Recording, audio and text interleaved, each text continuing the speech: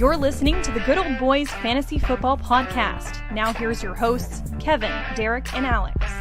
Alrighty, welcome in, ladies and gentlemen, to another episode of the Good Old Boys Fantasy Football Podcast. I am Derek, and I'm joined, as always, by your co-hosts, Kevin and Alex. Guys, how are we doing tonight? Doing good. Another fabulous Tuesday. Getting in, and we're in the meat and potatoes of the fantasy football season here. Obviously, a big injury that kind of shocked the fantasy football world with Derrick Henry that I'm sure we'll get into here shortly. But overall, keep grinding, right? Keep my spirits high, keep grinding, and trust that, I have depth in the right places and can manage the waiver wire well enough to survive a lot of leagues that I have Derrick Henry in. I did not realize that I had him in so many places until he hit IR. And then I'm going through all these leagues and going, crap. And so keep grinding, man. It's all we can do. I think the biggest hit that I'm going to take is in the Guillotine League, which neither of you two are still. Derek, did you survive this week? No, neither of you two are still involved in. So I don't think I'm going to last much longer in that league either with the injury to Derrick Henry. And we'll get to Derek, our thoughts on Derek here in a second. Derrick Henry, not you, Derek, the 1,000-yard rusher in 8 games. I'm a big part of a Tuesday night show. I realized that I was not even close to the guy you were. I thought it was a weird week, and it just it started on Thursday, right? Like the Packers had no business winning that game with everybody that they had out. Aaron Rodgers essentially introducing himself to dudes in the huddle that he's about to throw to, and they go out and beat previously undefeated Arizona. That was like the kickoff for what we should have expected to be just like a really bonkers weekend, and just some surprising results that were going to happen, right? And then some surprising news, and unfortunate plays as well, with Jameis Winston going down, Derrick Henry going down. There's some others that I'm probably missing that are much more significant or more significant that I'm giving right now. But it was just a strange week. The Bucks losing to, a Winston-less Saints. That was kind of weird. And the Broncos snatching victory from the jaws of defeat, even though they tried to give away that game to Washington. And just some odd performances. There were some really down performances, and it felt like all of the down performances came from guys that are on my rosters.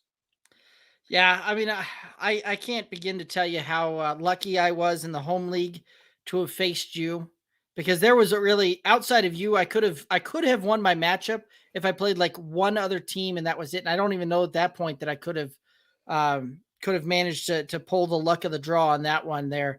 And for my squad, it was very much a must win type of thing, especially with a trade that I completed in that league, in which I sent off a bunch of guys that went off this last week, right? Like two big guys that, Michael Pittman finished as wide receiver 2 on the week. Carson Wentz had a fabulous week there from a fantasy perspective, for a bunch of guys that are on the IR that are injured. And I'm gambling on some things to hopefully try and pull that thing out there. But that was definitely a must win for me, because I figured that I've got to get at least probably 3 to 4 wins after that trade was done in the 6 weeks before the playoffs start. And that was one of them. So I'm on the right track there. I am not on the right track. You're playing for draft position, I think, already. Yeah, we might be. I'm not ready to write the season out just because we've got, 8 playoff spots in the home league. But things have got to change. And I'll tell you what, I've been combing everybody else's rosters to see what I can do and see who's going to take what. And if anybody in the home league is listening to this, keep your eye on your app, because there's likely to be an offer headed your way from the Off Constantly bunch. There you go. Kevin says shoot him his way. You're Kevin's on mute, but that's one. I can't really read lips. For the video watchers out there. Yeah. Sorry. There it is. Headset's all screwed up. I said, bring them on. I love trade offers. Yeah, I don't know that you're going to be too thrilled with the ones I throw out there for you, but we'll see. We'll see. What's that supposed to mean? So you know what, Kevin, that's a perfect segue for trade offers there, because we do have a question coming in already on the YouTube channel. Tony on YouTube says that he has Henry and Ridley, and we know the story. He also has Montgomery on IR. Gordon and Booker are his running backs. He just got offered Damian Harris and Aaron Rodgers for Matt Stafford.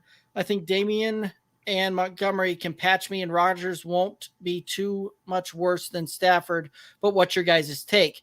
So that is you like it? Yeah, hands down.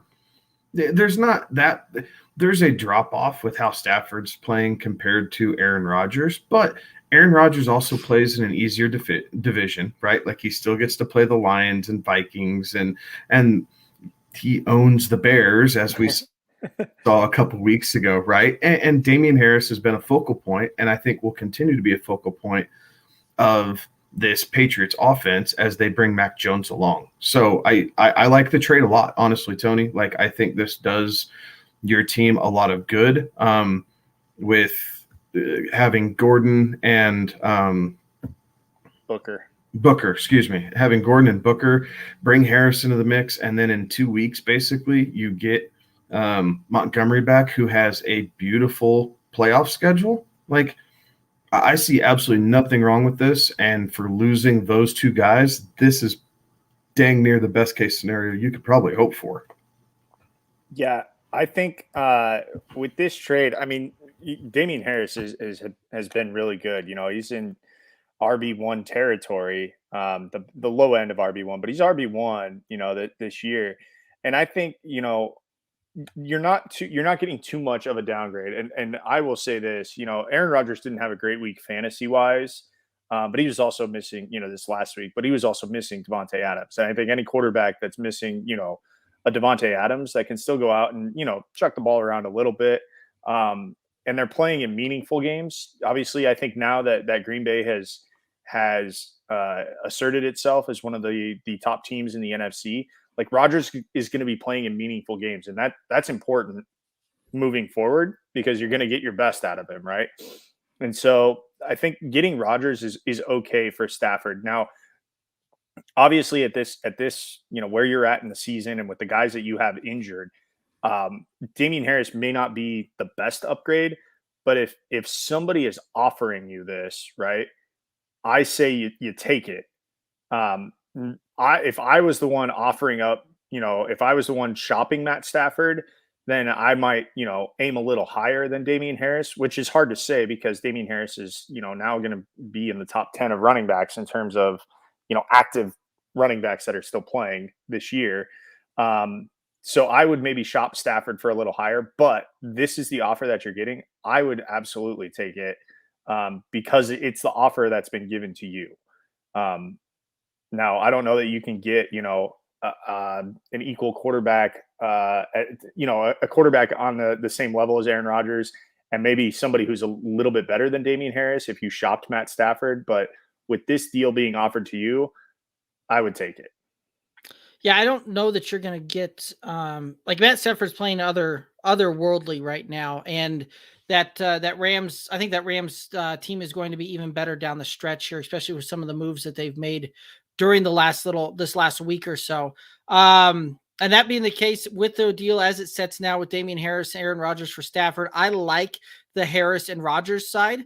One of those that's, you know, first glance, it was kind of up in the air on this one, but I am liking that more and more. The more I look at it, the more I listen to you two gentlemen talk about it, where Damian Harris has been a very solid RB2 type of play on the week. Aaron Rodgers has certainly been, you know, not necessarily elite level type of quarterback for fantasy that Matt Stafford has been, especially over the last month, Matt Stafford, but he is absolutely doing some very good things. And he's definitely in the QB1 conversation week in, week out. He's a starter for sure in that one and can put up league winning type of weeks. there for you as well. So the fact that what you've got there and Montgomery coming back, you've got Montgomery who gets RB1 volume on that. Damian Harris who gets RB1 volume, but not necessarily RB1 upside because he doesn't get some of the Patriots mix in other running backs there, and he doesn't necessarily fall into the end zone as much as a David Montgomery does. He'll still get you top end production there for RB2 territory for Damian Harris. Is Montgomery going to be RB1 territory then with how good Herbert is? I think he will be. I think when it comes back, it's going to be a split to the point where you probably see a 70-30 type of split. And we covered this one a little while ago with Montgomery coming back. But I think you'll see it a 70-30 type of split with Montgomery getting the lion's share on that. Herbert kind of giving him a spell, and that probably allows Montgomery to be a little bit more efficient down the stretch here and have a little bit more juice later in games, a little bit more pop. Any other thoughts on that one? I'd agree with that for the most part. Real quick, I'm going to backtrack a half a step and then I'll address this. But the difference between Rodgers and Stafford, just through the year, you're talking about 2.5 points a game. So for 2.5 points a game that you're giving up, you're getting a 10. Yeah, you're getting 10 to 14 out of Damian Harris. That's part of the reason I think it's a smash. And you have to fill the hole left by Derrick Henry. So, yes, your roster as a whole is still a little empty, but no one was going to be able to fill the void that Derrick Henry left. And I think that's why I jump on this so easily. You're giving up 2.5 points at quarterback, and you're getting, instead of getting 24 from Derrick Henry and possibly more. Yes, I realize that, but now you're getting 10 to 14. So you're at least able to cut that in half. And then hopefully you get that boost when Monty comes back to help make yourself whole again. So I jump all over that. I'm not scared of Herbert. Yes, he had a good game against the Patriots. Also just had a pretty lousy game against the 49ers. And make no mistake about it, Williams was going to be the lead back hurt that whole game. Watching it set up, Herbert was going to play second fiddle until Williams got hurt, and then Herbert to that bell cow roll again. So I don't know that the Bears are necessarily sold that he is the answer, and Montgomery has a proven track record of being able to produce week over week over week, especially when it comes down the stretch here the last couple seasons. So I think you're fine to go with Monty. Cool. All righty. Well, Tony, thanks for the question. Great question there. Guys, if you have any questions, make sure you're throwing them out there. We'll address them. We'll go through them. We love interacting, love talking with you guys, and love helping you walk through any fantasy decisions that you have there. Let's go ahead and, what were some of the other reactions that you guys had over the last week since the last time we talked there? Lots of big things kind of happening, lots of games playing out, but lots of news. The trade deadline just passed. What are your thoughts here? This week was kind of a dud. The game that really lived up to it was the Colts and Titans. Mm-hmm. That was the game that really lived up to expectations. Other than that, the Thursday night game was good, but you were missing a bunch of star power with Hopkins getting hurt and Devontae Adams just being out because of Rona. I think the Denver-Washington game set football back about 2 decades with how atrocious that was. The best play in that game was Peyton Manning's pass at pregame. Yeah, exactly. To Brandon Stokely. Exactly. The Steelers-Browns game was pretty bad to watch. They completely forgot that, oh my gosh, hey, Nick Chubb averages 5.3 yards per carry. Yeah, let's go ahead and try and do something else instead of protecting our quarterback who has – a torn labrum in his left shoulder. I'm not sure what Stefanski was doing. The Sunday night game, as entertaining as it was kind of sloppy, right? Cousins didn't look great. Justin Jefferson was a no-show. Micah Parsons, I think, wrapped up Defensive Player of the Year. Holy crap, is that kid good? And then you had Cooper Rush have 2 terrible turnovers and then find a way to, thread it in up top to Amari Cooper to win the game. Blah. It was just not a great weekend. So about that game, every week I do a confidence pick'em. It's on 538. But the way that they do it is you select a percentage of how confident you are one way or the other, right? So it's 50% is right down the middle. The more percentage points you go up towards one team, you gain points, but you lose an exponential amount of points if that team loses, right? So like the most you can gain is 25, but you can lose 75 if you say 100% confidence on one of the teams. Did you pick the Bengals? This week was my first week in the negatives. I'll add that. Week 8 was my first week in the negatives. Normally I've been, not to toot my own horn, but I've been in the 99th percentile of the 5,000 or 6,000 people that do this. I had been in the 99th percentile in terms of points. I knew that Dak wasn't going to play. I had picked the Cowboys initially, found out, like we all did Sunday night, that Dak wasn't going to play, and stayed with my Cowboys pick. Now, it wasn't a lot. It wasn't a lot of points, but I know the Minnesota Vikings well enough to know that they lose games they have no business losing, and they win games they have no business winning. And this felt like one of those games that they had no business losing because Cooper Rush was coming in. But I just had that feeling that the Cowboys were going to eke this one out and that the Vikings would lose.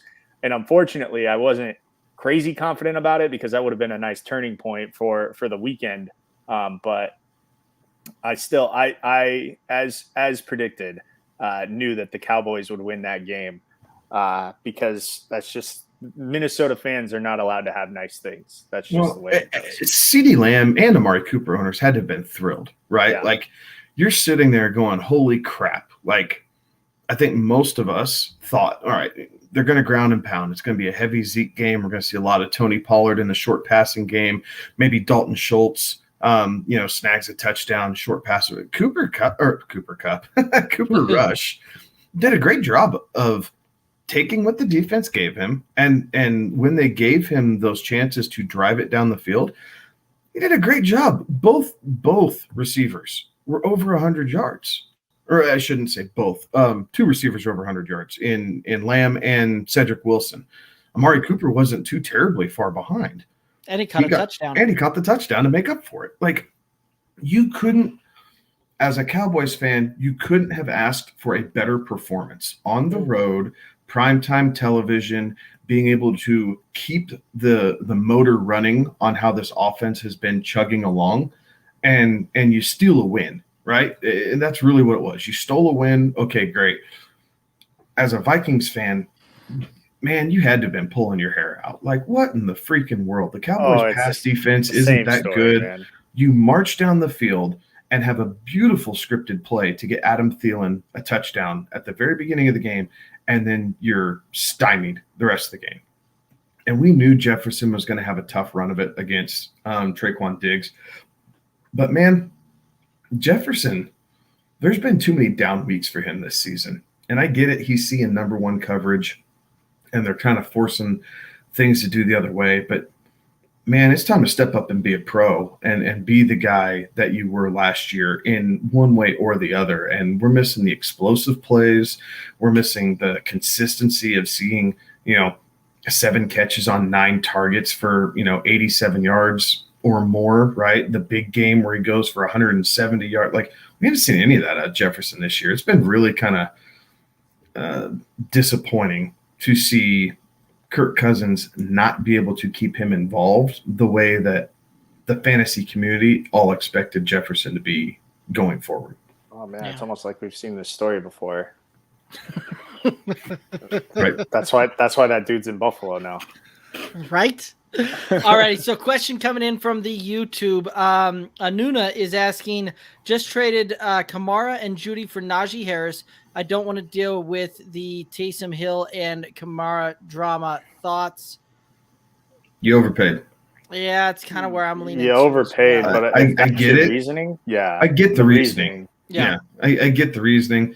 I think Kamara standalone still has more value than Najee. Like, and there are some Najee truthers, right, who just think he's Christian McCaffrey 2.0. But in a realistic, vacuum seal, Kamara's still better than Najee Harris. Judy coming back off the injury. We're still not quite sure how the Broncos are going to be using him going forward. I think it was a bit of an overpay, but I understand your reasoning behind it. And if you feel better about that going forward, then it was the right move for you. Yeah, I mean, I could paint a picture for either side of those ones, and personally, I'd lean towards the Kamara and Judy. I think I'd rather have two players that are going to produce for me and do very good. I think Judy coming back actually helps Teddy Bridgewater out quite a bit there as well. So, which one are you giggling about there, Alex? The most recent comment. Bill Romanowski on YouTube saying howdy. Howdy, I Bill. don't know if you're the actual Bill Romanowski, but if you are, that's freaking cool. That is that's awesome. My childhood right there. Exactly. So howdy, Bill. Thanks for tuning in. I know that this we've seen you in the past, so thanks for tuning in again. Appreciate you chiming in. And then Coach Craig saying that back there on the Parsons comment, rookie of the year, not defensive player of the year, is how he would see that one. So very cool. And then guys over there, I see a couple of comments coming in on the Twitter. I can't do the fancy put your comments up here if you're watching on the Twitter, but we've got an eye on that thing, and we'll make sure to address any comments, questions, any things like that you had. Theodore over on Twitter saying that he just spent 150 fab on McNichols. That's a call. Hey, if you got right it, there. Why not, right? If you still got $150, you don't get to take it into next season. So what the hell? So that's an interesting one there, right? Too. Like that's one of the things we haven't really talked about as far as, and that's something that I think we'll wait a little bit here to do. So, but we'll address the Derrick Henry and what do you do kind of thing, because we've got the waiver wire show and we'll get to some of that here in a little bit. But that's a confident shot on 150 fab on McNichols there. But whatever. we'll get there and we'll chat about those ones. So absolutely, guys, if you have questions, comments, make sure you're throwing them into the chat. One of the best ways to help support us is to hop onto the YouTube channel, click the subscribe button, ring the bell. We do the show for you live 3 times a week. Let's go ahead and talk a little bit about, and we're going to go ahead and just head right over into some pines and shines. Let's go ahead and start with the pines. Oh. So some moron said don't play TJ Hawkinson this week because Philadelphia's their pass defense was really good. Turns out that was like the only good thing that the Lions had going for him, because DeAndre Swift certainly didn't have a great game. So TJ Hawkinson, I said don't play him. He went 10 catches on 11 targets, had 89 yards. But he didn't find the end zone, so there's that. Yeah, he was still tight end 1 on the week. Still tight end 1 on the week. Swing and a miss. Yes, another guy swing and hit the ball, though, with an Aaron Rodgers call saying to pine him. 22 of 37, 184 yards, 2 touchdowns, and a sack. And part of the reason I'm taking a hit on this one was you had several guys on the waiver wire that you could have plugged in and started over him. Even in Superflex leagues, you had several guys that outperformed him, and he finished well outside of QB1 range there. Kevin, call your pine. My pine was Mike Evans. We've seen the history against Lattimore, and if it wasn't for a 43-yard touchdown, I believe it was, he would have been 1 of 3 for 5 yards. Yes, the touchdown helps. It kind of saved the day for him slightly, as in a redraft league where you pretty much had to play him. But overall, Mike Evans was a pine, and I'm taking that as a hit. Yeah, I would give you the hit on that one as well. He was projected to be like wide receiver 8-9 on the week on that one, and he finished it at wide receiver 25 and half-point PPR scoring, which is where we base our stuff on. So the fact that he had that big of a miss on that one, as far as projections go, things like that, I'll co-sign on the hit on that one. Yeah, from wide receiver 1 to wide receiver 3, I would say that's a bad week. Yep, I would agree with you. Let's go ahead and head on over into the shines and call out your shines of the week. Did you hit? Did you miss? All right, so I guess we'll leave it up to the consensus here. But I said Damian Harris would have a good week. He had 23 carries and 80 yards and got the touchdown. I would consider that to be a very good week for Damian Harris. But as Derek has pointed out in our show document, he underperformed his projections. So I'll leave it up to you guys if you think that was a hit or a miss.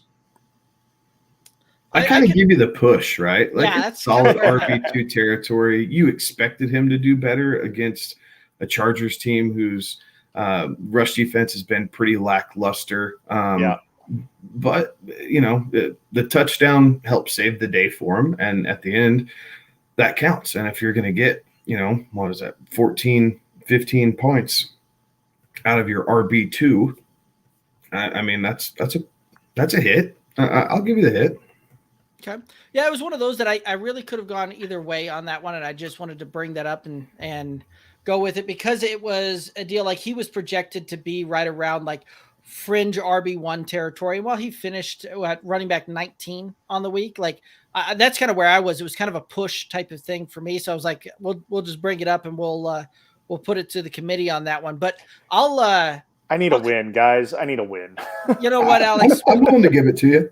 We'll give it to you. That moves you to 6-10 so far. Right. Your pines and shines. So, all righty. My shine was Joe Mixon, who had 14 carries, 33 yards, 1 touchdown, and then was 4 of 5 through the air for 58 yards and 1 touchdown there. And quite frankly, if you just looked at his rushing on that one, that was going to be a miss. And a miss big time, and not really how I had anticipated this game going through it all. But the receiving work definitely saved him. He had the RB2 number finish on the week, so well outperforming where a lot of folks had him going on that one. So I'm going to take the hit on that one, and that's going to move me to 8-8 on the season. Yeah, the 15 points that he got from his receiving stat line was what carried him. Absolutely key that game.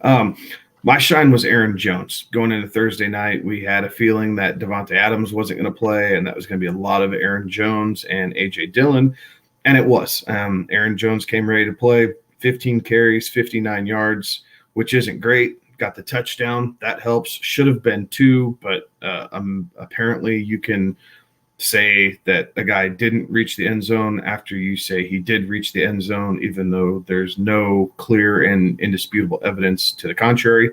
But I digress. What really saved the day for him was his 7 receptions on 11 targets for 51 yards. But Aaron Jones overall was very successful and very highly used in the Packers' semi-shocking win on Thursday night last week against the Cardinals. I am going to dispute something. I had actually, I don't know if you guys saw this, but I had written down Mike White going into last Tuesday's show in my shine. So he gave you the win for the shine. What the hell does it matter? I need another win.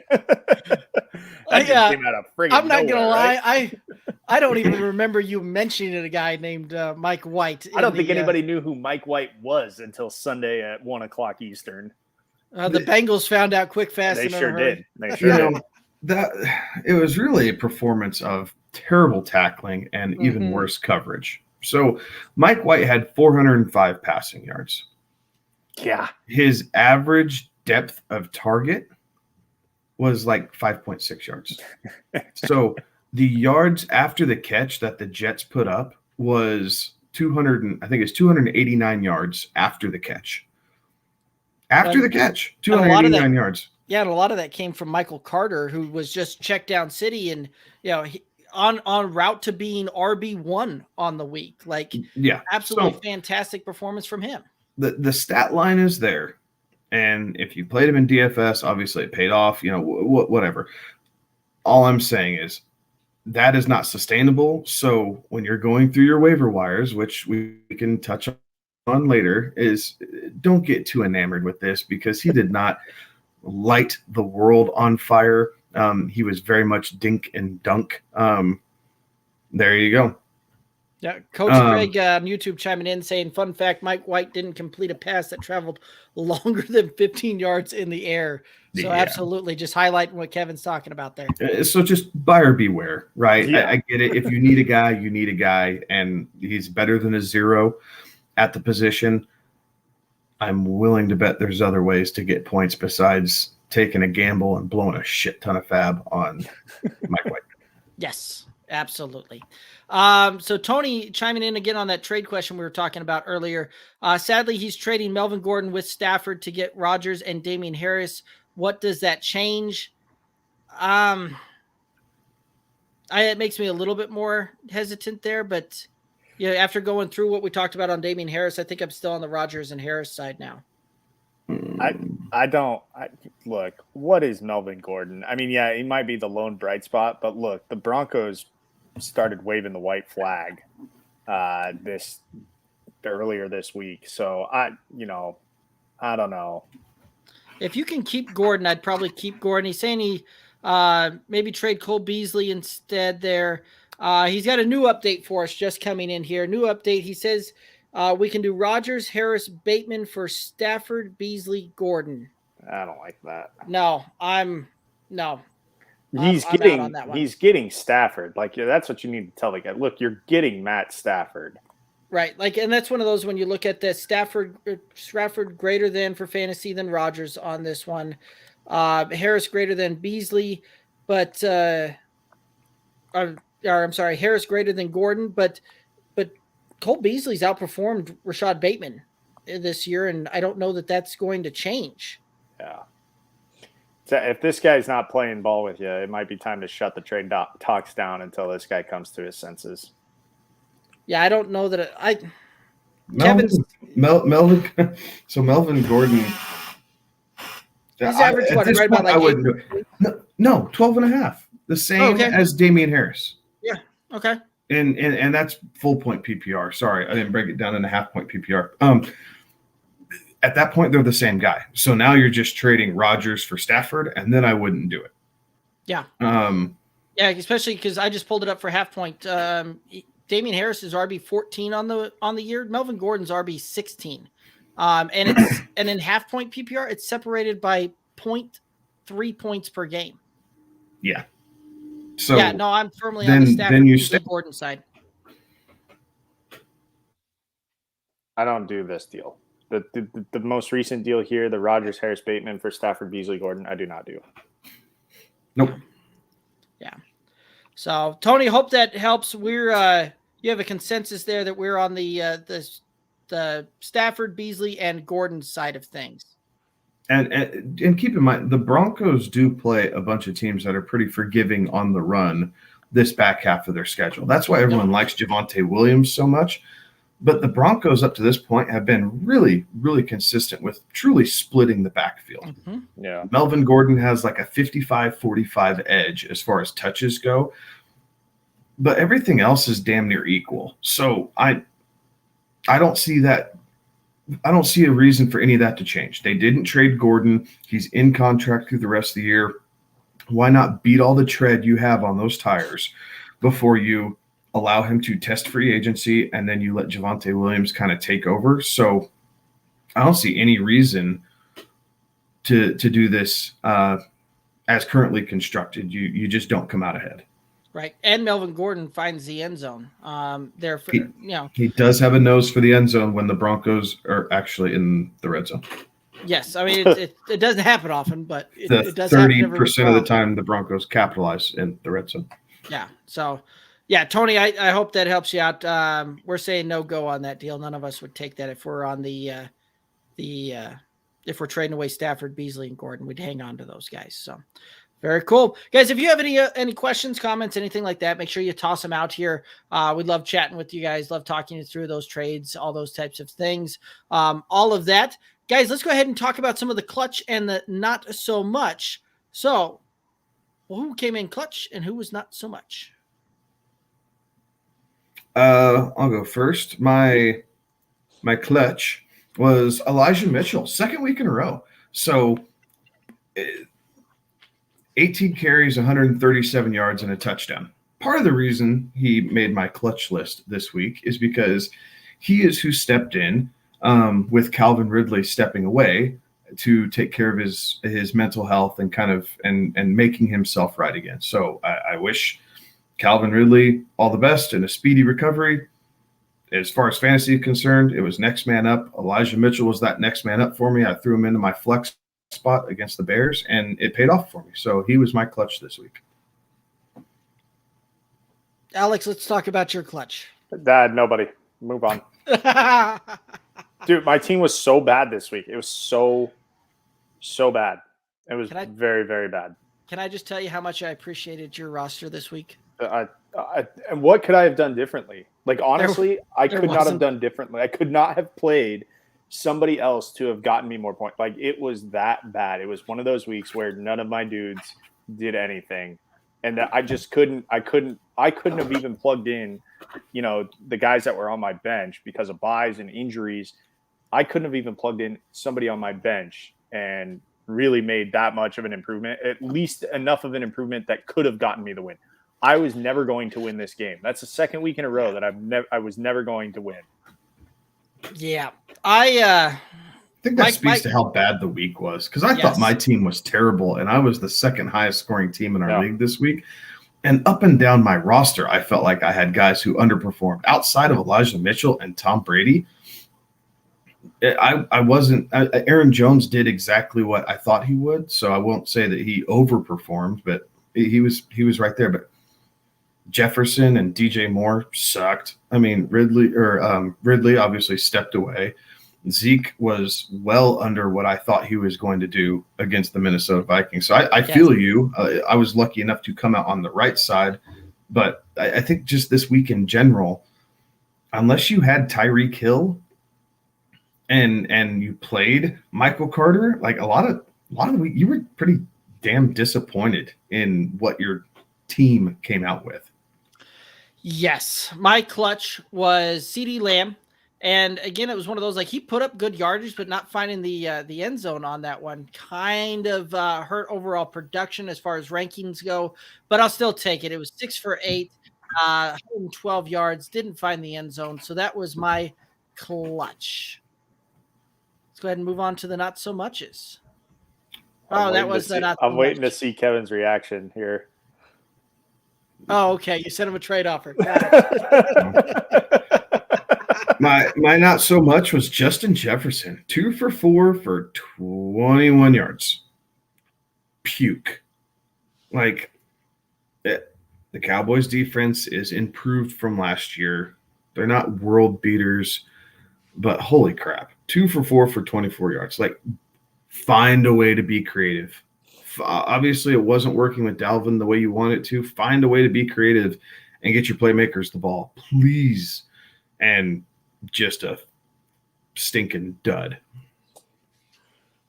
Well, I could say my whole roster was Kevin not did that so last much. week. I'm not going to. I will single out two wildly underperforming guys, and that was Justin Herbert, the Justin Herbert Mike Williams stack, which again, man, it has been feast or famine this year for those two. But Justin Herbert, 18 of 35.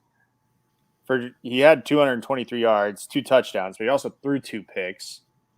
And then Mike Williams, because Herbert didn't have that great of a game, 2 catches on 5 targets, 19 yards. Woof. Yeah. My not so much was Terry McLaurin, who was 3 for 7 for 23 yards and had a plus matchup. Like, holy buckets, I expected him to do something more than 3 for 7 for 23. But such is the way that team goes.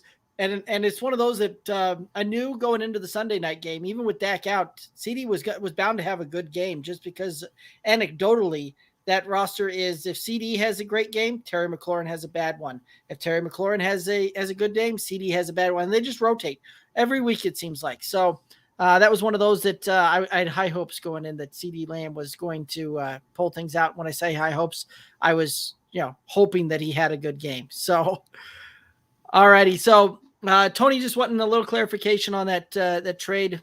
Yes. So he said, Yeah, keep Stafford and Gordon. If it was just Stafford for Harris and Rodgers, then do it. But Stafford and Gordon for the two, not worth it. Yeah, I mean Gordon is 2 spots behind Harris, and you're giving up more points on a weekly basis than what you're getting there. So very cool. Tony, hope that helps you out. Guys, again, if you have any questions, comments, concerns, things like that, go ahead and hit them up in the chat and we'll go through those. Alex, at this point, I'm dying to know what the trade-off is you sent. You want to know what it is? Yes. Yeah. It's Patrick, Heineke, Barkley, and Gallup for Jacoby Myers, Elijah Mitchell, and Justin Fields. It's actually not terrible. It's not bad, right? It's not bad. If you're a Barkley truther, you're probably jumping all over this. Mm-hmm. The problem is I know that Kevin is not. So here's the issue that I run into. I've got a lot of guys that are hurt. And this week, Washington football team is on a bye. And so I am hosed at the quarterback position. Yeah. I have to start Fields against the Steelers, dude. But here's the thing, though. If you can survive a week, right, which Kevin can afford a week. The problem is I'm playing Andy. So who leading, but who cares? I care because he is currently in first place. So this could determine playoff seeding. You don't want to be in the first. You don't want to be in first place going into the playoffs. Yes, I do. Your track record, 1 versus 8. No, it's mine. Oh, mine sorry. is the Damn it. one you don't want to be in. I'm sure that I'm the one that's the 1 seed that's lost the majority of those 8 seed matchups there. But no, like with Andy's team, he's missing Henry, he's missing Leonard Fournette, who's why and Godwin. So I mean, he's you couldn't catch him this week. He is vulnerable. So I don't think Kevin wants to lose any dogs in that hunt at that point. So I don't know. It's a pretty good deal. Honestly, it's not terrible. It's not terrible, Alex. When you said you shot that over, I was like, oh gosh, what kind of garbage is this going to be? It's not terrible. So, Coach Craig, are you open to non-football questions? Sure. Well, what do you got? If it's about the NBA, I'm out. I got nothing. Although I am 2-0 technically in my NBA fantasy league that I'm in. Oh, I'm 1-1. I'm technically 2-2 because you get an extra win if you're above the league median. And both weeks that I've won, I've been below the league median. So I'm 2-2, but I've won both of my matchups. That's awesome. Alrighty. So yeah, Coach Craig, if you got a question, throw it out there. And we'll go from there. Oh, okay. He's not shy there. Gets that out right away. It absolutely does. It absolutely does, Coach Craig. I will fight anybody who says otherwise. And you know what? I'll take all that pineapple on the pizza, and I'll eat pineapple pizza. You can have it. Thank you. It absolutely goes on pizza. It's not my favorite, but you know what? I like pizza, and I can appreciate anybody else who likes pizza. So if that's how you want it, then take it. I will pass, but I'm not going to say it doesn't belong on pizza. I mean, I'd do fried chicken ranch and bacon on pizza. Like, yeah, that sounds delicious. Yeah. That's what I'm just saying. Like, does that really belong on pizza? Hell, I don't know, but it's good. Macaroni and cheese is good on pizza too. Like, sure is. Sure. So pineapple's what does it for you. More power to you. So not my favorite thing, but so Gordon Ramsay say no. Dude, you know the best part about pizza is like you can put whatever you want on it, and it's your pizza. That's the best part. That's the best part about pizza. Absolutely. Well, by all means, if Gordon Ramsay says so, I'm sure his Fox television show will agree. Yes, but at the same time, I'm not Gordon Ramsay, nor is my kitchen a Michelin star rated thing. So, it kind of a different set of rules, I guess. Fact. Alrighty, so one other question coming in here from Tony. How do you look at Mitchell rest of the year now? Jeff Wilson starts practicing this week. That's an interesting one. I think Elijah Mitchell's done enough. After kind of going through, I think he's done enough to secure a lot of that role. And I think Jeff Wilson will get a lot of touches in this one. He'll get work back in. He'll have a healthy workload. But I think he probably takes over more of what we've seen JaMychal Hasty doing than anything else. And I think you'll probably still see a 60-40 type of split with Mitchell getting the lion's share when it breaks back down. Honestly, I think it's going to be more than that. I think Mitchell has cemented himself as the quote unquote bell cow for San Francisco. Jeff Wilson, who knows how long it's going to come for him? Yes, if he gets off, they have 3 weeks to activate him. So that still puts us at the end of November. I just, will he have a role? Yeah, I think he'll have a role. I think what it does is it makes Trey Sermon inactive. It brings Hasty back to special teams work only, and Wilson will, see 5 to 7 touches a game, and everything else will go to Mitchell. Yep. Wilson might get it, but if he's not explosive enough, they're not going to give it to him, right? And if the Niners are out of it by then you bring in the whole quarterback change possibility. Mm-hmm. And if Trey Lance is in, hell, I don't know that either back's getting goal line work. It might just be Trey Lance, doing a zone run and bolting to the pylons. So it's definitely that's the one scary thing about Elijah Mitchell is at what point do they pull Garoppolo and play Trey Lance? But at the moment, I'm kind of willing to ride with it because no one else is getting the touches in that San Francisco backfield. And at least with the rosters that I have him on, he's my flex play, and he's my third bell cow running back on my roster. Like, hell, why not just play him until I can't? Right. I like it. Very cool. Well, guys, let's go ahead and head on over into the waiver wires and some interesting things going on here. We're going to go ahead and we'll start with the quarterbacks here. And so right now, the way that they have the list drawn up there, it's Tua, Fields, Trey Lance, Taysom Hill, Mike White, Trevor Siemian, and Deshaun Watson, just because it wouldn't let me delete Deshaun Watson off of there. But any thoughts as the list on the list as constructed? I'd put Taysom up to number 2. Yeah. And then, that's pretty much where I'd do it. I'd put Taysom up to number 2. If Taysom Hill clears concussion protocol, he has top 10 upside, right? Because of how he uses his legs. The Saints weren't throwing the ball a ton to begin with. So, having him at quarterback doesn't really change their passing attack. And yes, he might snipe some goal line work from Kamara, but Kamara wasn't really seeing that. And with the recent trade and bringing Mark Ingram, excuse me, thank you. I don't know that Kamara was going to see a bunch of that work inside the 5 anyway. So for me, Taysom's 2, Fields is 3, just because he's actually starting. Lance, if you have the space available, throwing Lance on may not be the worst idea. I think we're probably still a couple weeks away before Kyle Shanahan throws the towel in. But we have to be getting close to Trey Lance time, unless he is just like set in stone that he's not ready. All righty. Alex, any other thoughts on that one? I think I would for this week, I don't know that Tua is above. If Taysom Hill comes back, I don't know that Tua is above him. I mean, the Texans are bad, but so are the Dolphins. And the Texans' pass defense isn't bad. Like, that's not all that terrible. So I don't know that Tua is 1 on this list going into this week.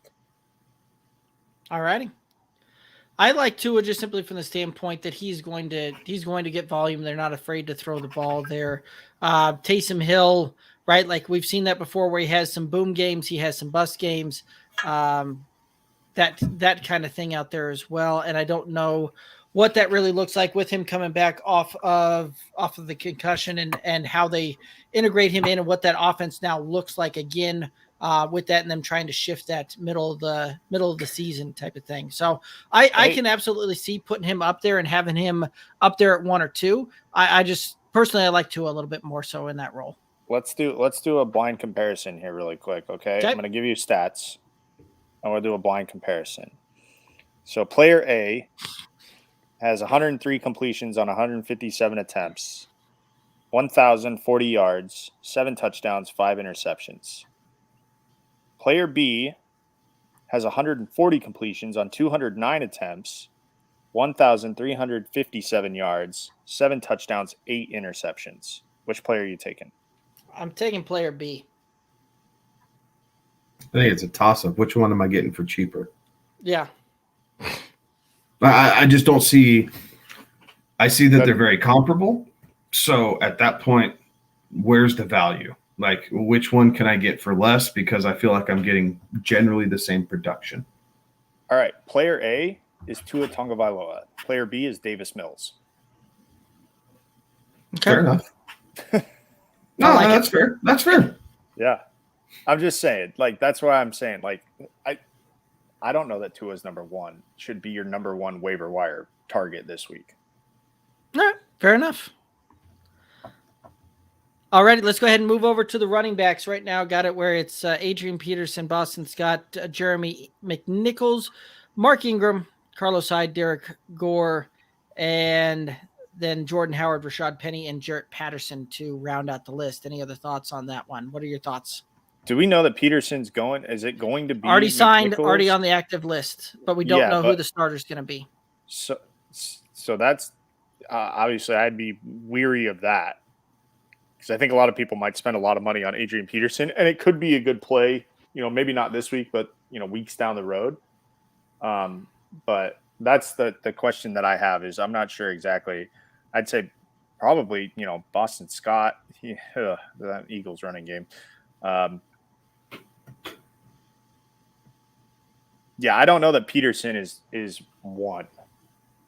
I think for this week, McNichols will get more than Peterson will. But going forward, to have on your roster, Peterson will end up taking over more of those carries. I think McNichols, instead of getting 3 to 5 touches a game, you're looking somewhere in that 8 to 10 touches a game. So his workload will double. And then it comes down to efficiencies. How many balls can he catch out of the backfield? The couple runs that he has, can he break one and make it worth your while? Peterson will most likely see 15 to 17 carries a game and just beat him straight forward like they did Derrick Henry. And if he can bust one, then that's where your production is going to come from. Peterson will see the goal line carries, at least to start with, and kind of see where that goes. Boston Scott,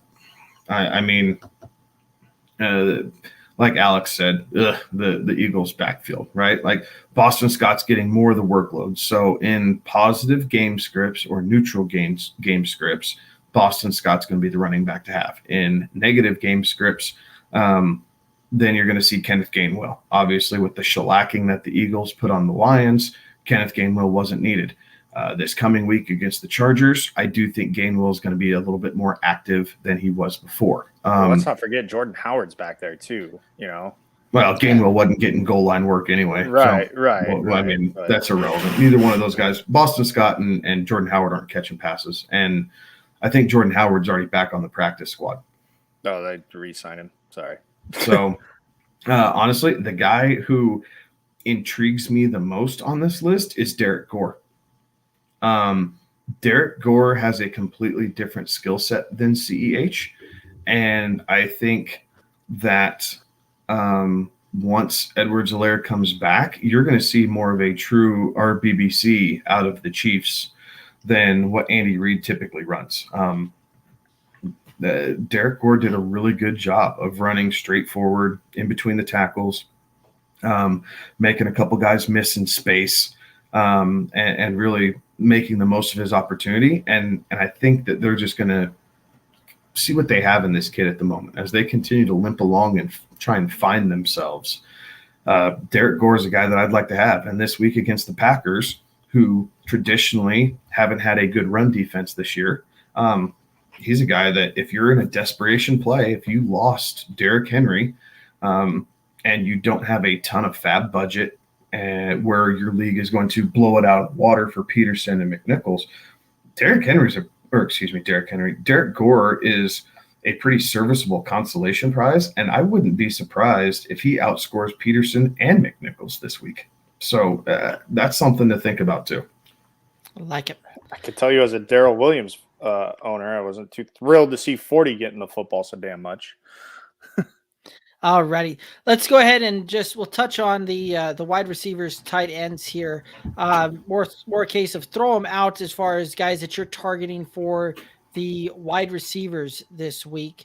Now, who are you looking to actively go get? If I see Brandon Ayuk in one of my leagues, I'm going to go pick him up.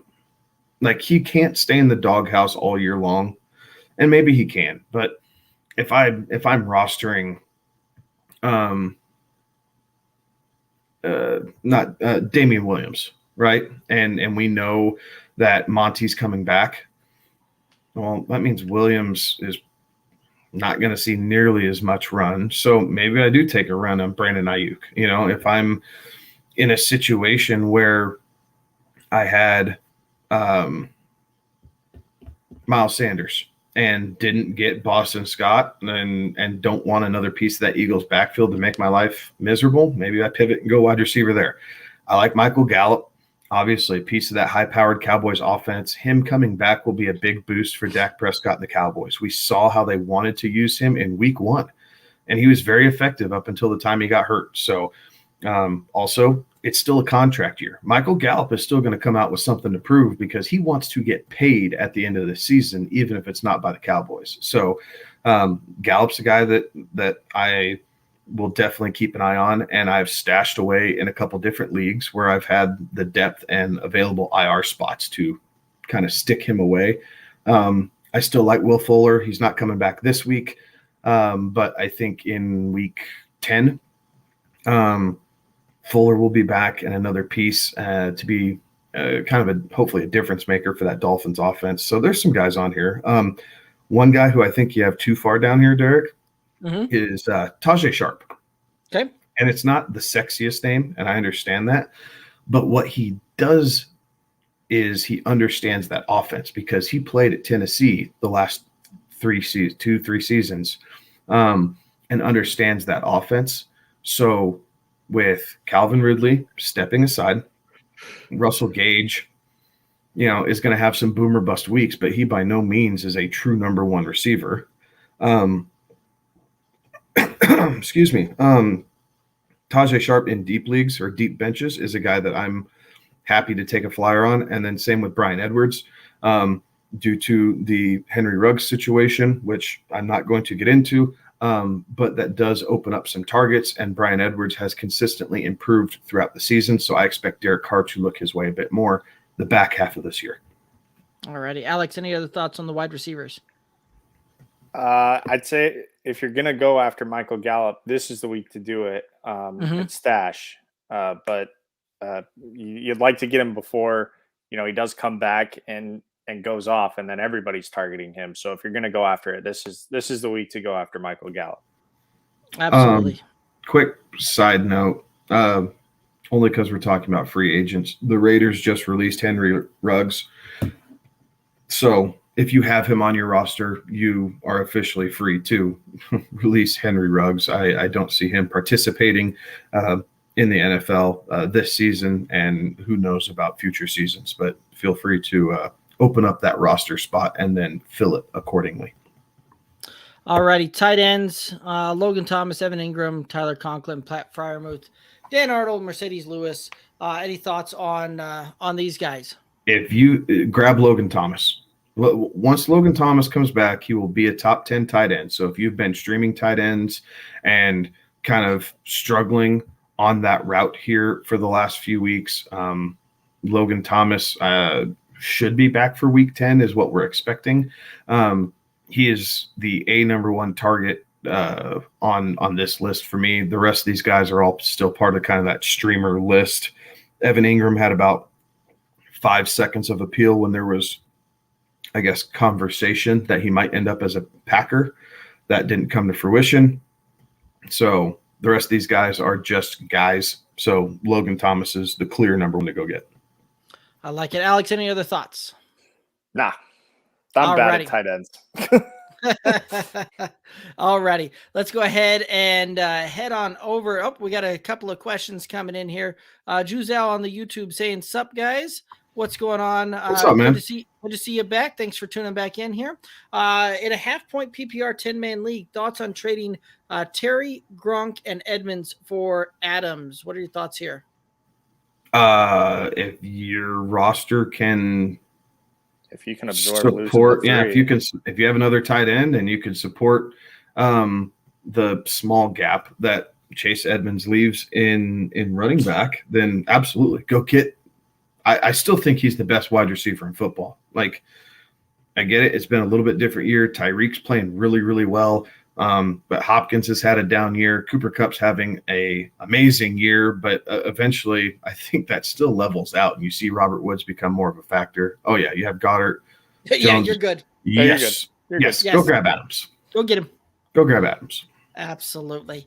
Coach Craig saying that he would look at targeting Albert O with Fant on the COVID list for streaming tight ends. Yeah, that's a good call out there as well. Thanks for chiming in. The problem is it's a Bronco. Yeah. Yep. And I like Albert O. Like, I do like him. I think he does a lot for him. But in a pinch, yeah, you can stream him, but surely you can find a little bit better option because I think Albert O is only going to see 4 or 5 targets. While if Fant misses a game while being on the COVID list. Right.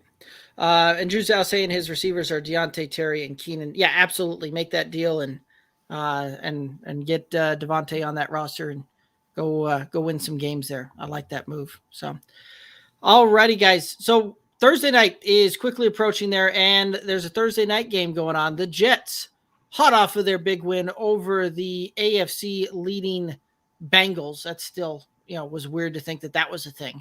Are going to the Indianapolis Colts.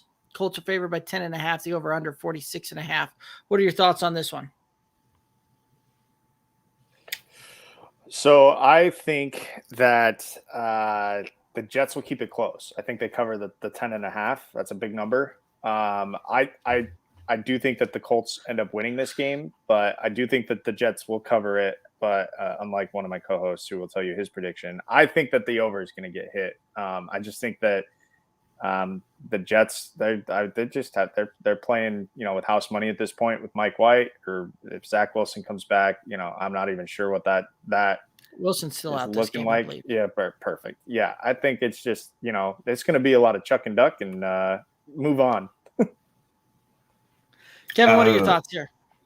Derek, I think I'm going to be kind of along the same lines that you are. I think the Colts win. I think the Jets find a way to keep this at 10 points or less. They're just stingy enough. Now, I like the under, but I also really like Jonathan Taylor to have a massive game here. I really think the Jets defense feeds into the Colts strengths, which is never a good combination. So Jets, I'm going to say the under, but I think that's because Cinderella's slipper is going to go missing here more than anything else. Yeah, I've got that Colts win, Jets cover, and the under on this one. The Thursday night games lately have just not been hitting the over on that one, so I'm going to stick with that trend on that one. Plus, this is one that I could very well see it being a case of, right, like the Colts do pretty well around the line of scrimmage and limiting a lot of runs and a lot of yak type of plays. Like they're a pretty sure tackling team there. So I think that negates a lot of what you just saw Michael Carter do, where he seemingly managed to get a 2-yard pass and take it 30 yards up the field on a lot of different plays there. So Darius took note, and believe me, he will be ready to atone for all that. Yes. So I think you're right. I do think Michael Carter's RB1 on the week is very short-lived and will be closer to RB3 territory again after this week's all said and done. So I like the Colts to win. I like the Jets to cover. I like the under on this one because I see a lot of ground game. I'm kind of in the same boat you are, where I see Jonathan Taylor having an absolutely massive game. You'll see Carson to Pittman and them take their shots a couple of times, probably 6, 7, 8 times that route, and then just kind of game manage that thing throughout to the point where you'll see I don't know that you're going to see either team get too heavy on the scoreboard on this one and really be a kind of a slower tempo game. I think is how you'll see this one go. So cool. Well, guys, any other thoughts on the Thursday night game? No, it's not. I'm definitely gonna have to bet on the game just to have a vested interest in watching it, because I don't think I'm gonna find much appeal out of this one. Fair enough. All righty, let's go ahead and move to the Pine and the Shine for Week 9. Who's your Pines? Who's your Shines? All right, I'll start off things here, being as I'm so good at this. I say to Pine this week. Thank you, Kevin. I say to Pine this Sorry, week. my chair's squeaky. Mike Davis at New Orleans. The Saints have the second best rush defense in the league, and we've started to see Cadarius Patterson kind of eke into like this hybrid running back wide receiver role. And his emergence is really while Mike Davis kind of still gets looks. I just feel like that the Falcons are going to have to get creative, and that includes Cadarius Patterson. So I'm going to go with Mike Davis this week as my Pine. I like it. Pine in the RB2 at Atlanta. All right. I can't. We're going for a hard. That's all right. He's number one in their stats. Well, that's there's something to be said with that. It is the Falcons. So let's go ahead and I'll go with my Pine. I got AJ Brown. The Titans are going to the Rams, and so one of the things that when you see AJ Brown do very, very well, it's off of heavy play action type of things. That being the case, I don't think that you're going to be able to you're not going to see that really come to fruition there, and you're now going to have to see this. I think you're really going to have to see this Titans offense shift in philosophy and how they try and do things there, to the point where I do believe that you'll see AJ Brown get the Jalen Ramsey treatment on this one without Derrick Henry to kind of load up the box and try and keep other defenders occupied there. You'll probably see a different type of coverage than these Titans teams have seen a lot over the last couple of seasons there. And it wouldn't surprise me to see the Rams put Jalen Ramsey on him and potentially bracket a safety over the top, really kind of limiting his upside there as well. So my Pine is AJ Brown. Kevin, what do you got? My Pine this week is going to be Michael Pittman, coming into this week as wide receiver 11 for the season. Raise your hand if you called that one. Oh yeah, that was us. We talked this up. But the Jets have been really good against the pass. All right, their weakness is the run game. Their deficiency is the pass. I think that they will do a good job with Michael Pittman. And really kind of stymie that. And as I said earlier, slower playing game, low scoring game, Jonathan Taylor type of game. I don't expect Pittman to do a whole heck of a lot. So if you have any other option, I would get him out of your lineup for the Thursday night game. I like it. All righty, let's go ahead and we're going to head on over into the Shines. So who do you got as your Shines for Week 9? All right, I'm going to go with a guy who had a really brutal week last week. I'm going with Justin Jefferson this week. The Ravens, their pass defense isn't the best. I think the Vikings figure it out. And this is one of those weeks, guys, where, they lost last week in a game that they shouldn't have lost. I have a feeling this is one of those games they shouldn't win. And somehow, some way they pull it out. And I think Justin Jefferson's a big part of that. Yep. I've got Deontay Johnson going up against the Chicago Bears. The Bears are giving up the 5th most points allowed to opposing wide receivers. And the Steelers really utilize the Deontay Johnson is kind of an extension of that run game a little bit there too. Kind of those quick hitters, let him do some work down the field there. So I see him having a pretty good game. If nothing else, I see him getting a lot of volume is really where this one came to play. When I was doing some quick statting on this thing earlier, I see him close to double-digit targets on this one and putting up and being able to cash in on that kind of volume there. So Deontay Johnson is my Shine of the week. All right. I'm going to pivot off my original Shine. I have 2 Shines for you. How about that? I'll give you a pair of running backs. I'll double down here. The first one is going to be Zeke against the Denver Broncos defense. The Denver has been pretty good against the run this season, but I do think that with Dak all things pointing towards him playing again. They will throw to set up the run in this game and really kind of attack behind the linebackers, which Denver has none, and kind of get things set up. And Zeke will do some damage getting up into that second level, again, because of the lack of linebacker play for the Broncos.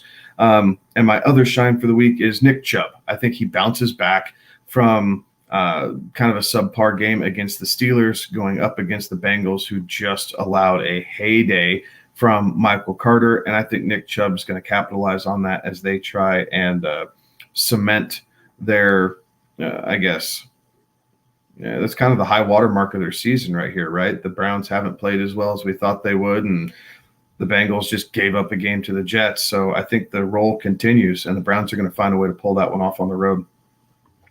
I like it. Very cool. Any other thoughts on any of the pines and shines before we move on to the next? If I don't hit my pine this week, I'm not doing the segment anymore. No. I just want you to hit your shine this week. That would be nice too. Yes. That would be nice too. Well, if nothing else, at this point, you've developed a track record that if you call a Fade. pine or you call a shine, like if you're fading the guy there, the fantasy players tuning in know what to do with it. So just fade it. All right, another question coming in here. What is that? Duolingo 500 on YouTube. Aaron Jones and Michael Thomas for CMC and Amari. Man, I think I'm sticking with the Aaron Jones side of that. I think it depends on where you're at with your season. If you're chasing points and you're chasing wins, I don't think Aaron Jones by himself is going to be able to get you wins. But Christian McCaffrey coming back and being used even at 2/3 of his normal workload will help you chase and get some wins if you're going to be fighting for playoff seeding and everything else. So I think part of that is just where you're at in your league. And so not necessarily roster construction, but just your league in general. If you are on the outside looking in and you need to make a move, I make this. If you're kind of leading the pack here and towards the upper third of your league and your playoffs are looking really good, I think I hold off because I don't know if I can trust CMC to finish out all these games healthy. Right. Well, and at this point too, you're still looking at CMC only getting him for 3 of the 5, maybe 3 of the 6, depending upon whether your league starts playoffs week 14, 15. You're looking at only getting him 3 of 5 or 3 of 6 type of things going forward as well. So that may play into some things there as well. Cool. Alex, any thoughts on that one?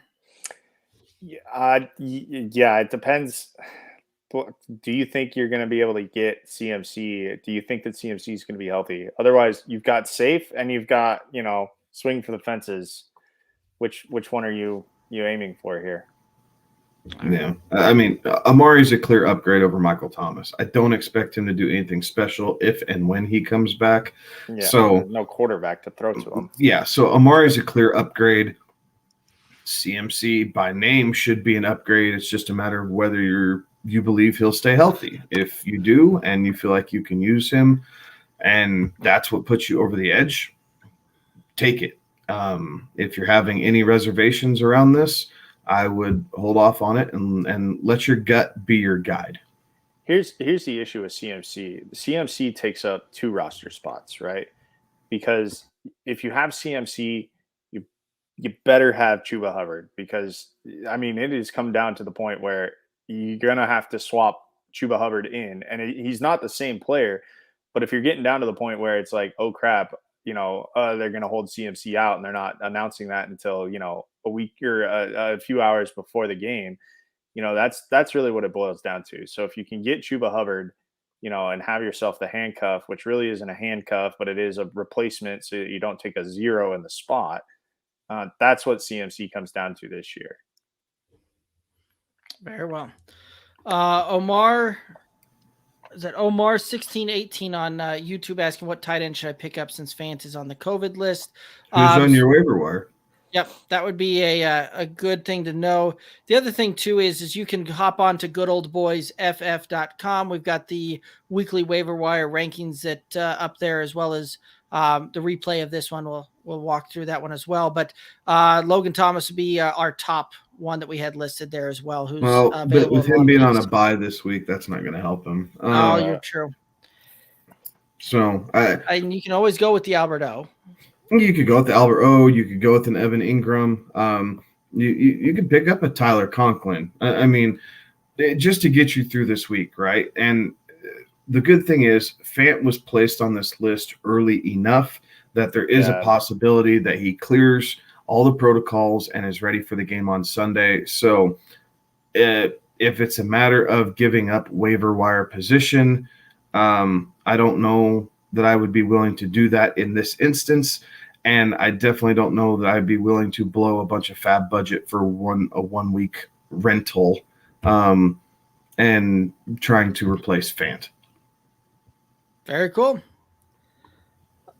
CJ Uzama is most likely on his waiver wire.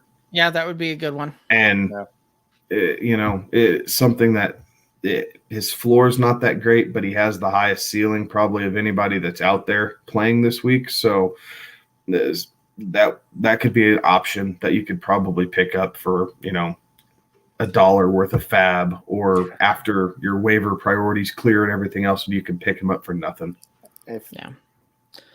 So GXMXZ on YouTube. I don't know how to even try and pronounce that. So letters it is. Opinions on Chubb. Should I try and trade him away for another running back? No, you keep Chubb. Kareem Hunt is out until after their, so week 14. Kareem Hunt is basically going to be done until the fantasy playoffs. So it is Chubb's show. The Browns are a run-first team, even though they didn't show that against the Steelers this past Sunday, and Chubb is averaging 5+ yards a carry. So unless you're getting a Aaron Jones type, I'm not trading Nick Chubb except for the clear top 5 running backs, and most people aren't just going to do a swap for swap. Right. So I like it. Coach Trade coming in on the vaccination status of Fant, that we don't know that. But yep. So very cool. Well, guys, any other thoughts on any of these questions going on any of these other questions before we move on to a little bit of what to do with some players for rest of the season? No, let's go. All right. So kind of a new segment we're trying out here, towards the back half of the season here, heading down the push for the playoff run, things like that. You definitely have some players that have underperformed, haven't performed up to status, things like that. So this is really one of those types of things. It's almost a little bit of a keep, trade, cut type of thing. But, what are you doing with some of these guys that may have underperformed, or some guys that maybe haven't performed that you see a late breakout happening here? What are some guys that you're doing with, either trying to move off of, trying to acquire? What does that look like for you? I think a guy that I'm trying to acquire, especially given recent performances, is Myles Gaskin. I think with Malcolm Brown going to IR, that does free up touches and volume for Myles Gaskin. The Dolphins were a better team last year when they fed Myles Gaskin the football. Like, I'm not sure why they decided to go away from that so hard, but that was clearly the stance that they took. I think they start to right the ship, and we might see it as early as this week against the Texans. But he is a guy that I'm willing to take a flyer on him and trying to pick him up. Gives me a little bit of running back depth. If you're a guy who just lost Derrick Henry, again, he's not going to supplement for Derrick Henry, but he can at least, he's a Band-Aid, right? He has the potential to stop the bleeding. So Myles Gaskin is one of the guys I'm looking at. Quite frankly, I'm looking to trade I'm looking to trade away Travis Kelce, seeing if name value can get me something, a lesser than tight end. If I could trade Travis Kelce away and get a Dallas Goedert, Mike Gesicki type, and another piece in return, whatever your roster needs, receiver or running back, I would be doing that at this point. The Chiefs just do not look like themselves currently. And yeah, just kind of going from there. I think another guy who I'm looking to hold on to if I have him is I'm not giving up on Cadarius Tony. Yes, he's had the injury, he had the thumb thing, but again, the Giants have to be throwing the ball to somebody. Sterling Shepard went down again. Darius Slayton can't catch a ball to save his life, and the Giants are going to be playing a lot of negative game scripts here going forward. So I do think Cadarius Tony's a guy worth keeping on your roster and not giving up on him based off of a DNP and a lackluster performance on Monday Night Football. I don't have nearly as many names as Kevin here, but a guy that I'm looking to move off of, and it's evident in a trade offer that I sent earlier to Kevin this earlier in the show. I'm looking to move off of Saquon Barkley, and I think the reason that I'm willing to do that is because of where I'm at in my season. I need wins now, and if I can, convert a future Saquon to immediate, results. That's the guy that I'm looking to try and make that a piece of a trade that somebody can consider, because if you can give him to a team that's, in the upper half of your standings, for instance, I am not in the upper half of the standings, but I need to get wins now, and I can't wait any longer for Saquon to maybe be back this week, maybe be back next week. If I can unload him to a team that can absorb, a couple weeks without him, you could probably get that deal done. So Saquon's a guy that, I'm done with. It was the second round pick in this league in our home league. But he's one that I am done playing the game with, and I probably waited too long, but honestly, you couldn't have moved him much before this with the injury that he suffered, because who's going to take that? At this point, at least now there's some sort of tunnel with Saquon, so that's what you can see. Another guy that I'm not too thrilled with is a Robbie Anderson, who's been firmly planted on my bench all year and probably deserves to be on there. Well, I don't know what's going on in me. I don't know what's going on in Carolina, but with Darnold going into concussion protocol, and apparently I have a feeling the ghosts are coming back. With old Sam there, those receivers there in Carolina, that's going to be an adventure and a half. So yeah, he's probably a guy that I would move off of. There's no way that you've been playing him, but if you have been, or you've been forced into playing him, you haven't been happy with what you're seeing. Gotcha. Cool. All right, so I'm just kind of run through some names here. Give me a couple of quick, are you keeping him? Are you looking to move him? Are you looking to dump him? So Alex just brought up the Saquon Barkley. That was one of them that I had highlighted here, but Clyde Edwards-Helaire coming back off of the IR here, potentially this week, maybe next week. What are you doing with the CEH? I'm looking to move him if I can. I really think he's coming back to an RBBC. Like, he is not going to come back to owning that backfield as much as he could with the Chiefs throwing the ball 70% of the time, right? But if I have CEH and can get him for anything comparable, I'm looking to flip him ASAP. Okay. Let's go over to Terry McLaurin.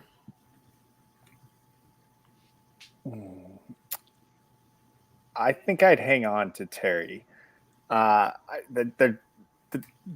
There's not many options in Washington. If Logan Thomas comes back, Logan Thomas is still in Washington, right? Am I losing my damn mind? Yes. All right. Logan Thomas comes back. That kind of changes things a little bit, but we saw Seals Jones was, comparable. It didn't really eat into Terry too much.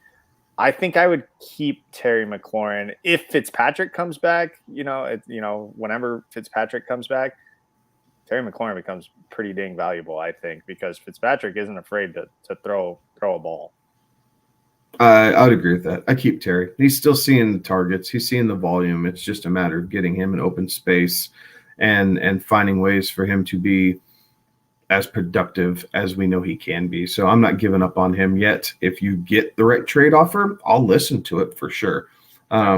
Like the deal earlier, package Terry. If you can package Terry and Gronk and get Devontae Adams, hell yeah, bye Terry. See ya. Like, I'm all for that, but don't shortchange yourself and don't sell him on the cheap. What are you looking to do with Julio Jones? I didn't draft him anywhere this year because I tried telling everyone that this wasn't going to happen. So I'm not doing anything with Julio Jones because I didn't have him to begin with. That Alex, actually plays into our most recent comment here. Kind of why I went. Yeah. I don't know. And here's the deal. Will Tannehill become the focus of this offense now, right? Like, they just lost all world Derrick Henry. So will Tannehill become the focus? Will Tannehill's right arm be what they decide is their path forward for Tennessee? Because their season is not lost, right? Sure, they lost Derrick Henry, but they're still in the thick of it when it comes to leading that division. Right. And they own the tiebreaker in that division over the Colts. So I don't know what this offense is going to look like, and that scares the ever living out of me. Because are they going to completely transform, or are they, thick-headed enough that they're just going to say, look, we're going to run with whoever's back there, but I don't know that that's the case when you lose a guy like Derrick Henry. I don't know that you can afford to just stay with that game plan of feed the running back, because there's no other running back in the game like Derrick Henry. So if I have Julio right now, I can afford to stash, I stash to see what's going on. But if I don't have him, I'm not actively seeking him out. Very cool. That's a very non-committal answer right there. Yes, it was, but I can appreciate where you were trying to go with that. Last question of the night, and we're going to wrap it up after this one. Cloudy YTT on YouTube is asking 3 bench spots. Who do I pick up? Ridley and Julio Jones are on waiver. Not picking up Ridley. He's stepping away from the game to focus on his mental health. So I would pick up Ridley. If you have 3 spots, I would absolutely pick up Ridley because open, shoot. he might miss this week. He might miss 2 weeks. He might miss the rest of the season, right? Like, we don't know about Ridley yet. But if you have 3 bench spots, I would absolutely pick up Calvin Ridley and stash him on your bench. If you obviously have the space and can afford it, and if he is able to get in a right personal space and come back to the Atlanta Falcons this season, he is a instant impact guy on your roster. So in the leagues where I have Ridley, I'm holding on to him. And if you have the space to pick him up, I would absolutely do that. I'd say the same with Julio here too. In this instance, if you've got the space, like, we don't know what this Tennessee offense is going to look like, but if you've got the space, I think you would rather have him on your roster, on your bench, than watch somebody else go and get him and then have it bite you later on. I like it.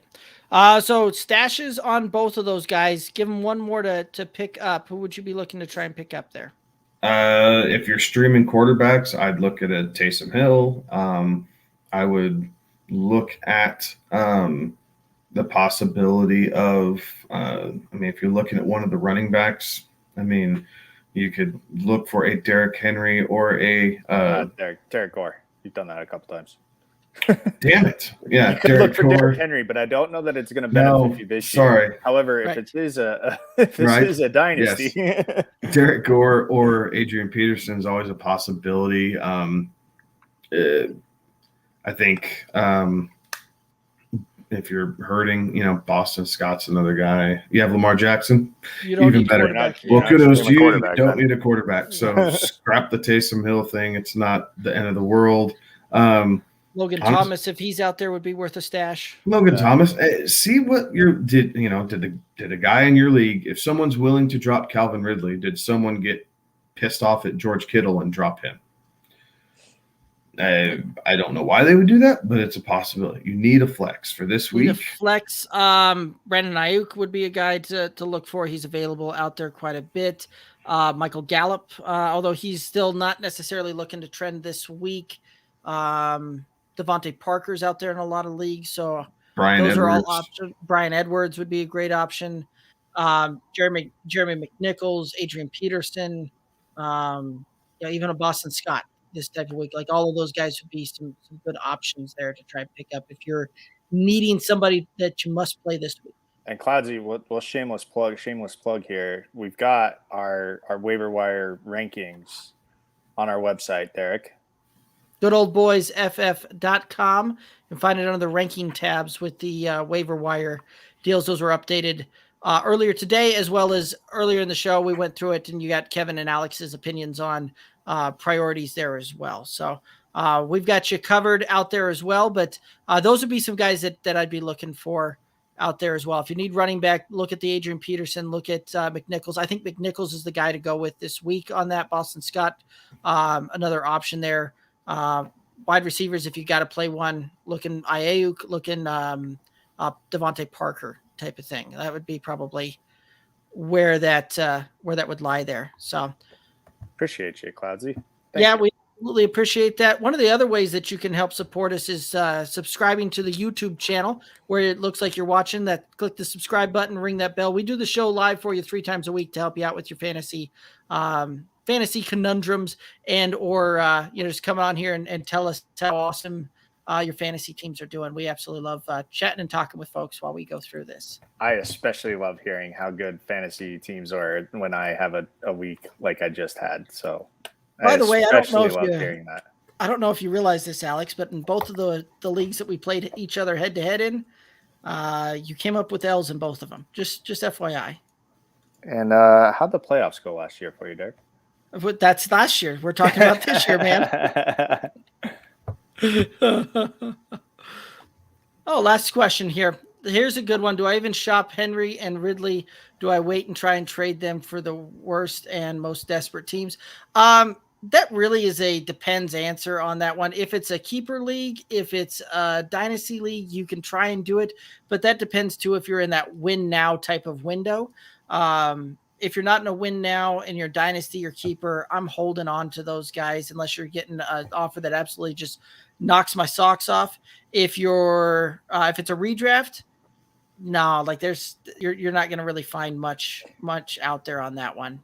I don't know. Even if take a shot. You never know what people are going to accept if it's a redraft. I mean, take the shot. If you can get anything for Derrick Henry, take it. I mean, the chances of him coming back and being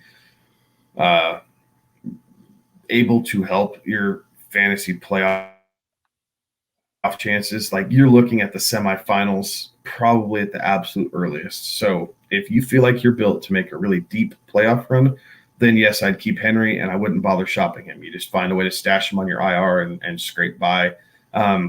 If you don't think you're going to make a deep playoff run and just don't have the dogs to make it hunt, then heck yeah, try and flip him for anything and put yourself in a better position to make a deep playoff run. I'll tell you what, though, if you're shopping for, players or picks with Henry, especially with a pick, nothing less than a first rounder. Oh, absolutely. Absolutely. And you're probably looking That's at obvious, right? But nothing less than a first rounder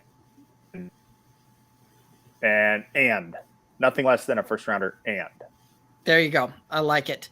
Adrian asking, is CMC going to play? Not sure yet. We're waiting to see what some of the injury reports and practice reports look like this week, and we'll get some more clarity as the week goes along. But Adrian, I'm sure that we'll probably get some pretty good clarity on that by the time we hit the Friday show. We're going to go live on Friday, 11 p.m. Eastern, right here on YouTube. And so you can certainly tune in, and I'm sure we'll have more clarity on that situation then. Alex Cloudy answering you that they're 3-5 and not doing too good. We've all been there, but one thing I will tell you, Cloudy, even at 3-5 in a lot of leagues, you still aren't out of the playoff chase yet, and you can make some moves, you can make some things down the stretch here, and really make some things happen there. So Alex last year in their home league was sitting there and squeaked into the playoff in the last spot and made the playoff run and won it. So absolutely. What do you do with Michael Thomas? You sitting on him, you cutting him, you moving it. It says he has just pure luxury reasons. I would hold him at that point. Flip him. See what people are willing to pay for him. I don't think Thomas is going to do squat. Cool. I think I'd lean more towards Kevin's mindset there. Okay. Flip him then. That would be the consensus, is to flip him. Cloudy's saying they want to do a franchise league. That is always a fun type of deal, doing some of those dynasty deals. And one of the best platforms out there to do that, we'll go ahead and plug Sleeper. They're one of the best dynasties that platforms I've ever come across, and they've got leagues all the time going on over there. Adrian saying he's 5-3 and he thinks he's going to win. That's awesome. I like it. That's with that MT deal. So yeah, shop him, see what you can get. If you can get a pick that improves your team, go ahead and flip him. Oh, I'd shoot even better. Go just keep at it then, and really grind and see what you can do to try and pull out some playoff magic there to see if you can't bring home a ship. And we'll be with you if you have any questions, anything like that. You can shoot us over. Hit us up on the socials, Twitter, Instagram, Facebook at Good Old Boys FF. We'll be happy to answer some of your questions, as well as the fact we do this show live for you 3 times a week, and we can answer those questions for you there. But guys, I do believe that that's going to take us down to the end of this. Any final thoughts for the viewers or listeners? No, keep hammering away. Lots of injury news coming out daily. Obviously, waivers go tonight or tomorrow, depending on your league. But keep hammering away at those waiver wires, and don't be afraid to look at any and all trade interests if you feel like it's going to help your team, both short term and long term. Gotcha. And I can't tell if Alex is frozen and the wind on his Wi-Fi is blowing the wrong way. Yep, it's blowing the wrong way. Last one for you, Kevin. We'll sign out here. Tom Brady, Zeke, Najee, Tyreek, Mclaurin, Pitts, Chase, benches, Dak, Harris, Deontay Johnson, Keenan, Knox, Jarvis Landry, the Cowboys defense. He's 5-3. What do you think of our roster? That's a pretty strong roster. I like it, and you definitely can make some noise down the stretch here, I think. Yeah, flip. Yeah, heck, there's nothing wrong with that at all. Yeah, and you could certainly try and flip. That's the beauty about having that kind of roster, is you could look at flipping Thomas for something, and if you can get a good piece back, take it. And if it's not one that blows your socks off, hang on to it, and you've got a guy that down the stretch could do some big things for you. Cloudy saying, have a good night, guys. Absolutely. We appreciate you tuning in. Alex, any final thoughts for the listeners? No. Good luck this weekend. All righty. I like it. So, guys, that's going to go ahead and wrap up another episode of the Good Old Boys Fantasy Football Podcast. Do us a favor. Hop over on the YouTube channel, Good Old Boys the Good Old Boys Fantasy Football YouTube channel. Click the subscribe button, ring the bell. You can hit us up on the socials, Twitter, Instagram, Facebook at Good Old Boys FF, as well as we've got the website for you, goodoldboysff.com. For Kevin and Alex, I'm Derek. Have a good one. Be safe.